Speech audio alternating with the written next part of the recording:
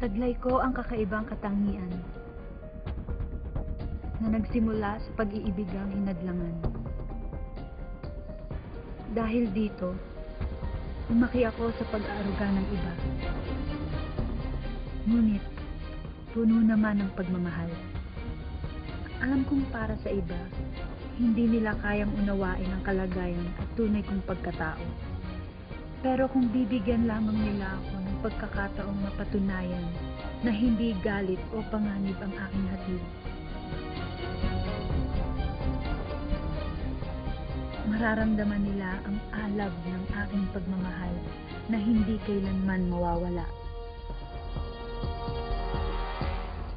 Ako, si Pyra. Damhin ang alab ng kanyang damdamin simula ngayong August 26 sa GMA Afternoon Prime.